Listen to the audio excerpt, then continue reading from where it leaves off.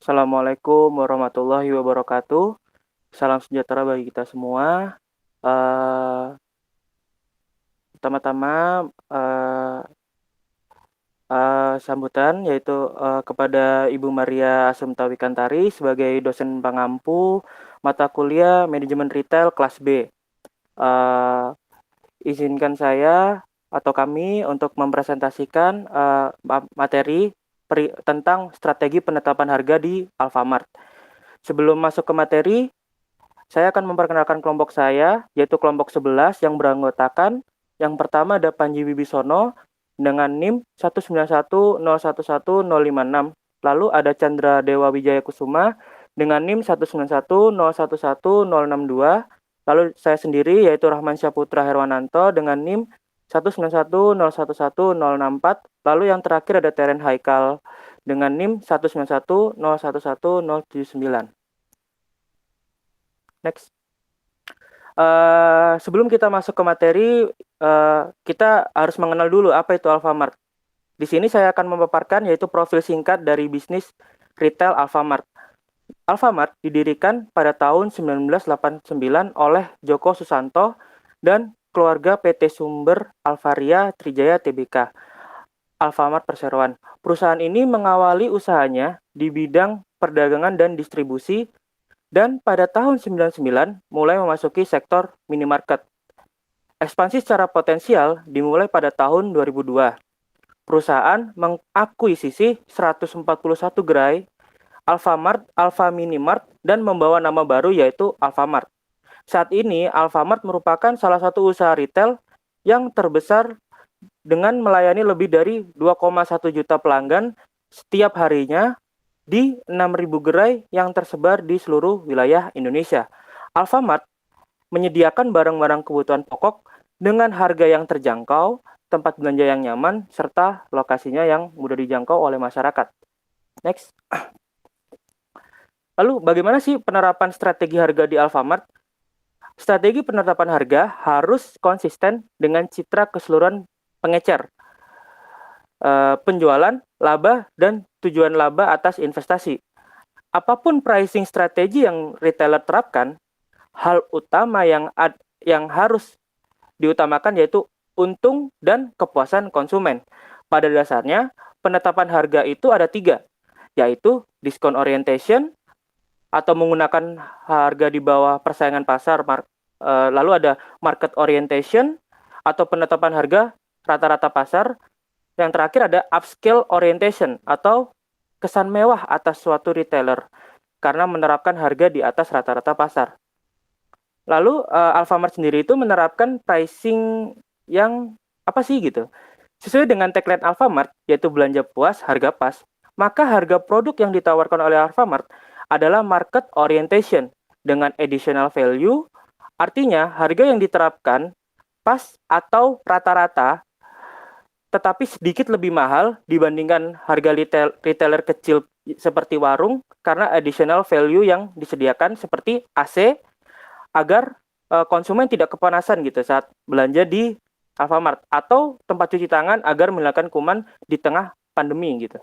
Jadi walaupun sedikit lebih mahal, konsumen merasa lebih suka gitu berbelanja di Alfamart karena kenyamanan yang ditawarkan.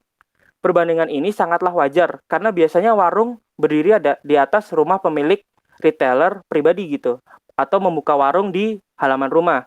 Sedangkan kebanyakan gerai Alfamart itu menggunakan sistem sewa, sewa tanah, sewa lahan atau sewa toko. Ya, next. Selanjutnya akan dilanjutkan oleh teman saya Panji Wibisono. Untuk Panji dipersilakan. Baik, di sini sebelumnya kami telah melakukan suatu kunjungan ke salah satu outlet dari Alfamart yang berada di daerah Tangerang.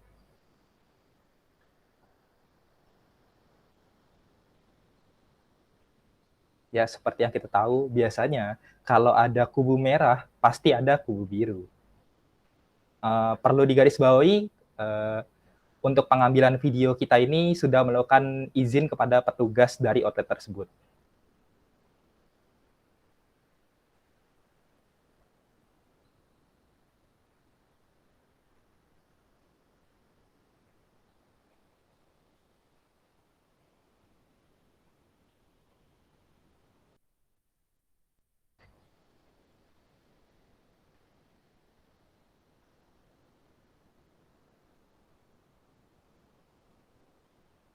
Ya, di sini akan menampilkan salah satu contoh strategi penetapan harga yang ada di Alfamart. Ini adalah promo dari harga dari salah satu item yang disajikan di gerai tersebut. Ini adalah contoh promo beli satu gratis satu, dan ini adalah promo potongan harga, dan ini juga harga spesial yang ditawarkan dari salah satu item yang ada di gerai tersebut.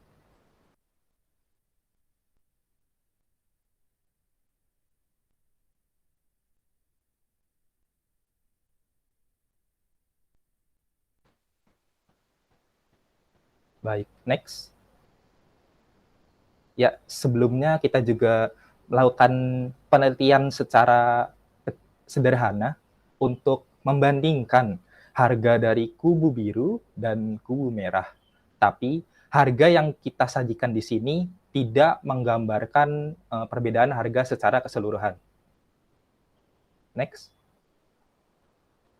Nah, berhubung Alfamart menjual FMCG atau fast moving consumer goods atau barang kebutuhan sehari-hari yang cepat terjual, maka jika harga produk mahal jauh di atas harga pasar akan mengakibatkan barang tidak laku.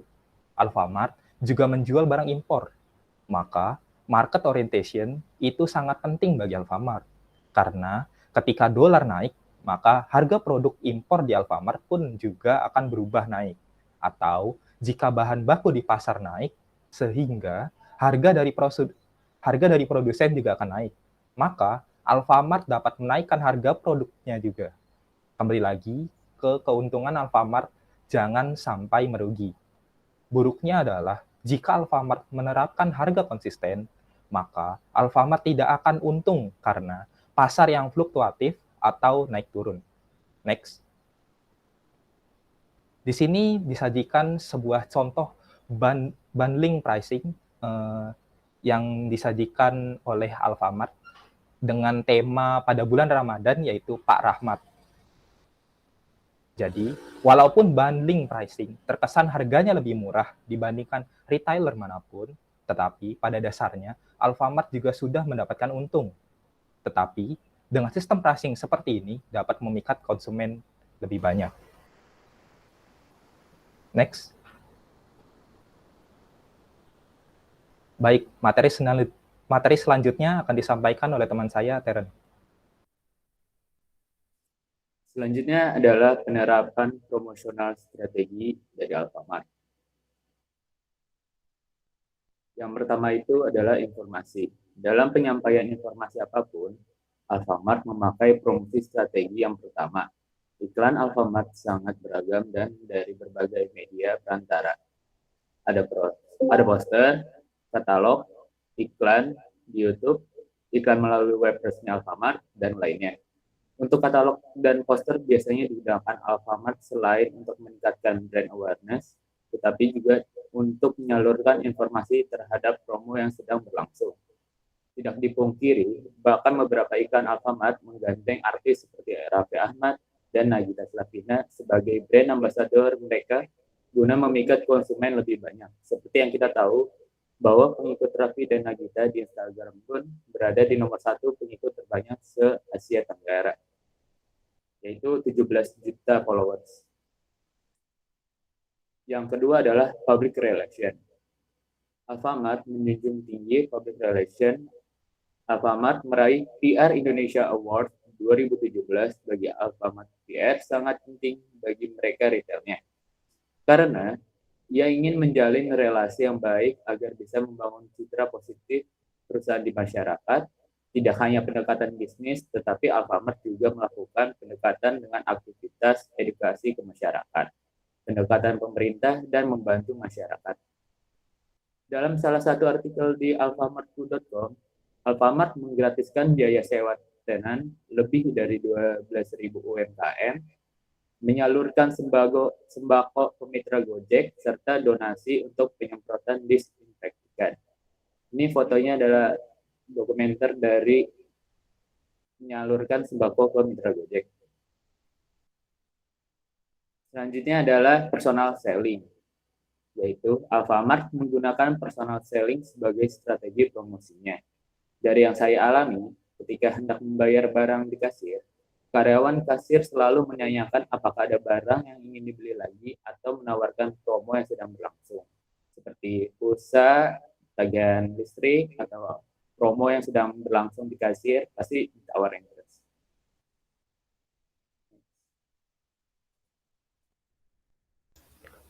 Oke, baik, selanjutnya yang keempat ada sales promotion. Alfamart menawarkan sales promotion dengan menghadirkan promo dan diskon Alfamart terbaru, promo Alfamart tertentu yang biasanya dilakukan secara terbatas, promo bulanan Alfamart yang dilakukan 2 kali dalam sebulan dengan jangka 15 hari untuk setiap promonya. Promo JSM, Alfamart atau promo akhir pekan yang hanya ada di hari Sabtu Minggu.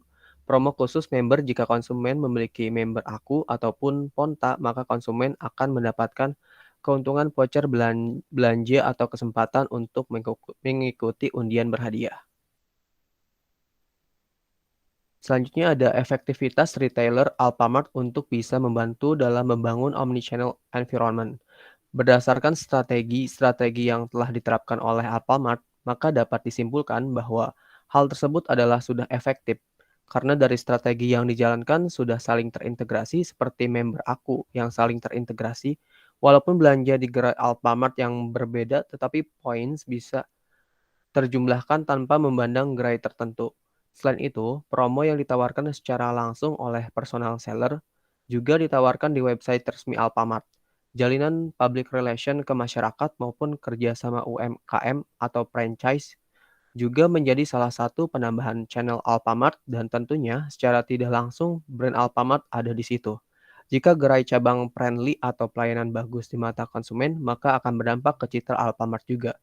Semua strategi di atas membuktikan bahwa channel yang bisa dijangkau oleh konsumen sangat banyak dan interaksi brand bisa dari berbagai macam perantara. Yang paling utama adalah bagaimana Alfamart dapat konsisten dengan pencapaian yang ada, jangan sampai channel yang banyak tidak bisa terkontrol tetapi harus bisa saling terintegrasi. Demikian yang dapat kami sampaikan, kurang lebihnya mohon maaf. Terima kasih atas perhatiannya. Wassalamualaikum warahmatullahi wabarakatuh.